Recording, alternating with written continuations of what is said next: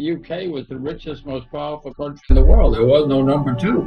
50 years later, they were bankrupt. That's not a typo. The IMF had to fly into Heathrow and bail them out. They don't know what they're doing. They're bureaucrats and academics. They're worried about their job. They're not worried about you. They're worried about their job, and they don't know what they're doing. There have been very few good central bankers in American history. I can think of maybe two. I can think of only 3 or 4 in the world in history. So they work for the government. They can't get a real job. So they become government employees. I would like for them, I know what they should do. They should raise rates dramatically and kill inflation once and for all. Will they do that? No. It'll cost them their jobs, and they know it. In 1980, after a decade of inflation, interest rates on U.S. Treasury bills, 90-day Treasury bills, were 21%. That's not a typo, 21%, because they had to do something to kill inflation, and they did it. Will they do it again? No.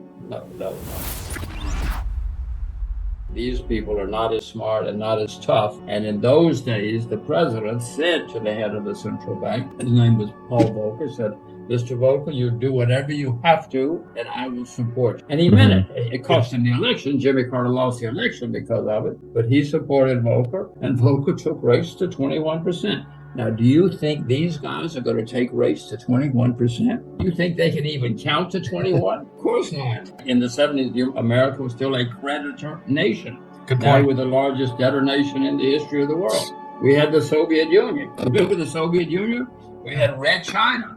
A lot of things were different then, and a lot of things are different now. They always will be. We have new sources of energy now. There's solar power, wind power, etc. So something is always changing. We still have inflation, and it is worse now than before because we've had more money printing than we've ever had in the history of the world. Never in history of central banks printed this much. The head of the Bank of Japan said his word is, I will print unlimited. That's his word. Unlimited amount. And he's doing it. So we have many differences always, but I don't see anything that's going to kill inflation. We're having a slowdown at the moment, but that's the way markets work. For goodness sakes, you guys know that. Nothing goes straight up and stays up. You have, corrections along the way. We're having a correction now. They're not smart enough to understand that. I hope they mean it. I hope they will kill inflation, but I'm not optimistic. There are 2 or 3 things going on. One, something big is coming, as you and I both know. But also, people are being forced away from the U.S. dollar, which is terrible. But, an international medium of exchange is supposed to be neutral. Anybody is supposed to be able to use it for anything they want with no consequences. But unfortunately now, in Washington, if they get angry at you, they put sanctions on you, even our friends. So even our friends are now saying, wait a minute, we have to find something to replace or compete with the U.S. dollar. And many people are working on a competitor. But in the meantime, these guys are saying, wait a minute, we better be ready, because if they suddenly cut us off, what are we going to do? And if they get suddenly cut off, the only alternative right now is gold or silver or some of these international commodities. And if there were an emergency this afternoon, I'm sure they would immediately go to gold, because there's nothing else that they can act on immediately. Gold has never worked in the long term. It's been great for many, many periods of world history, but in the end, gold requires discipline, and politicians don't like discipline. Gold says, okay, guys, you cannot play games, you cannot spend more money than you have, etc. Well, politicians don't like that. That's why gold has never lasted, and why it probably never will. But they can come up with something, and they will come up with something in an emergency, because they'll have to. I really don't like the fact that our politicians are driving the world away from the U.S. dollar. But no world currency has lasted more than 150 years in history, and the U.S. has been on top for a long time, currency-wise. I'm afraid that's coming to an end. We're the largest debtor nation in the history of the world. We print staggering amounts of money. In 1923, the UK was the richest, most powerful country in the world. There was no number 2. 50 years later, they were bankrupt. That's not a typo. The IMF had to fly into Heathrow and bail them out. So it can happen. It has always happened, and it always will happen. And there are people who would tell you that the U.S. is now technically bankrupt. I mean, you can look at the numbers as easily as I can. I read a study recently. I didn't like the study, but it showed, the U.S. has been around since 1776 as a nation. In all but 15 years, in that period of time, we have been at war with somebody. Those guys in Washington seem to like war. We're not very good at it anymore. We haven't won any big wars in a long time, but they still like it. Not good for us, but it's good for them. It seems to be good for them. The British standard of living started declining and went down for many, many years until bankruptcy. I don't like saying any of it. It's a good time to be an old American because young Americans are going to have many, many problems. I've got 2 teenage kids. The problems that they're going to face in their lifetime are not going to be fun. I have silver, as you all know. I always have some silver. I have a little bit right here just beautiful. In case. This is actually North Korean silver. It's not much you can do with North Korean silver except melt it down. But anyway, yes, I have silver. I'm not buying any serious right now, but I will. I am always waiting. And at some point, the market will tell me, okay, it's time to buy more silver. Either there will be some panic sell, something will happen. Right. And I will buy more silver and gold, especially silver. I mean, gold too, but silver is much cheaper than gold on a historic basis right now. Agriculture is certainly much cheaper than most commodities right now. I mean, things are so bad that the average age of farmers in America is 58 years old. In Japan, it's 68 years old. More people in America study public relations than study farming. Nobody wants to be a farmer. What I usually do is I get out the commodities and I look to see which has performed the worst, which commodities, if it's agriculture, which has performed the worst, and that's where I'll start. Because often, you've all been around a long time, you know that markets revert, then the people that are bad today will be good tomorrow, and vice versa. So that's the way I do it. I look to see who's the worst performer. If I can figure out why, then I often will take a position. If farmers cannot make money planting X, they don't plant it. They plant something else. And if you and I can find something that if X is really, really cheap, chances are we're going to use more of X and whatever it is because it's so cheap. That's the way human beings have been for thousands of years. America has never gone so deeply in debt so fast as we have done in the last decade, more than a decade now, 13 years. So yes, we're all floating on a bit of artificial stimulation. It always comes to an end, no matter how much you pump into the economy. It seems to be coming to an end. Inflation is coming back, which leads to higher interest rates. And some people are starting to say, wait a minute, this is too much debt. This is absurd. Not everybody. I mean, the Japanese are still doing it. But some people are starting to question how much more we can do. So I'm not sure if the world has come to an end yet, but I do know it's going to come to an end eventually in the form of another bear market. And you remember 2008, we had a big problem because of too much debt. Look out the window. Since 2009, the debt everywhere has skyrocketed. The world has never seen anything like this accumulation of increase in debt. So the next bear market has to be the worst in my lifetime. I mean, it's simple arithmetic. The debt is skyrocketed everywhere. It's going to lead to a problem someday, and maybe today is someday. Or maybe it's already in process.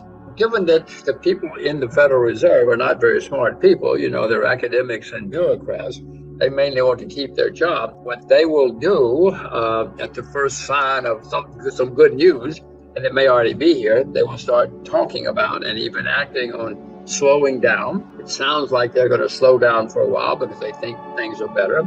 And they may be, at least on paper. But eventually, they're going to print money till we run out of trees. That's what all they know.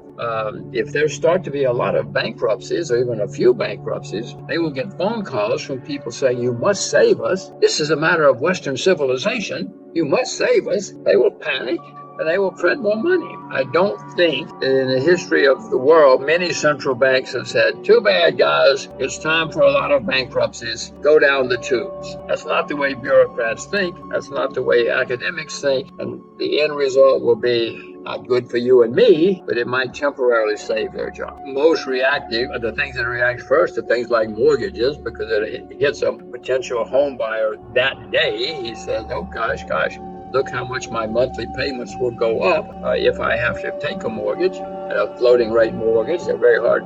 It's hard to get fixed rate mortgages these days. So They get hit first, but then it seeps through to everybody else. Bondholders start losing money, and they start feeling some kind of pain, and eventually all of us, eventually it's on the evening news. By the time it's the evening news, it's usually pretty much the end. But, no, we all suffer. You said interest rates are high. Well, they're higher than they were a year ago. But I want to harken back to 21% Treasury bills, which have happened and can happen again. In the late 1970s, America as a nation was still a creditor nation. We had debts, but it was on balance, we were still a creditor nation, which we remained until the mid-'80s. So there are many different things now. As far as we are concerned, we being the United States, and our situation is much, much worse. And these guys in Washington are making it very much worse every day. Not every month, every day. They're making it worse. I would remind you that we have periodically had recessions since the beginning of time all over the world. It always has been, and I presume it always will be. But Janet Yellen said, who's the Secretary of the Treasury, said, no, we have figured it all out. Don't worry. We have it under control. Well, she's got degrees from a couple of fancy Ivy League schools. So if you believe her, then don't worry, Washington's sorted all this out now. I happen to know she's wrong, and I happen to know that we will have recessions again in the world, and the next one has to be very bad. As I say, 2008 was a nightmare for many of us, for many people. Since then, the debt has gone up by astonishing amounts. Pick any numbers you want. They're terrifying, and it's continuing to get worse every day. So the next time we have a problem, look out the window. The debt is skyrocketing everywhere. So the next problem has to be very, very bad. It'll be the worst in my lifetime. And I'm older than you, so it'll be the worst in your lifetime too. I would cut government spending with an axe, not with an axe, with a chainsaw, because the situation is dramatic. It is historic. And I would stop printing money. I would let the market decide what kind of interest rates the world needs. Now, we've had 3 central banks in American history. The first 2 disappeared.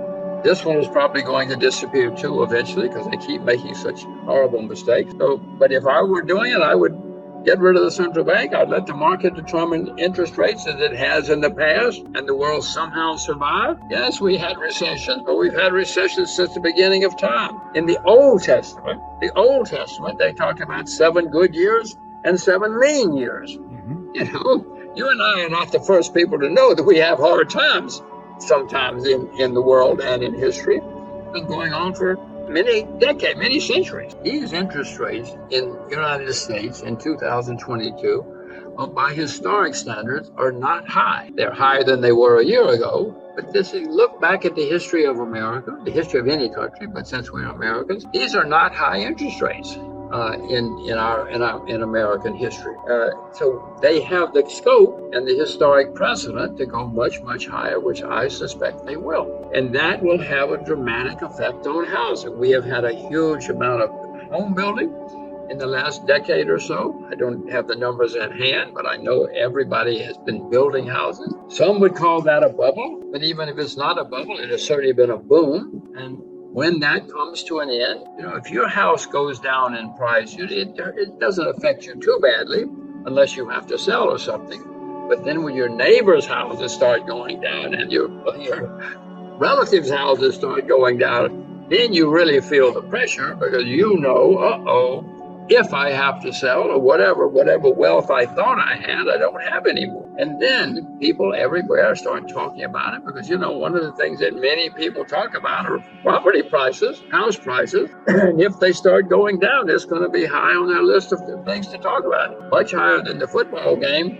If everybody's house price is going down, everybody's going to talk about it and moan and complain, which leads to more pessimism. Just look at the numbers and what has happened throughout history. Yes, we've had I think unemployment has been the lowest in a long time in the U.S. When we start having problems, it goes from the lowest, it usually goes much higher.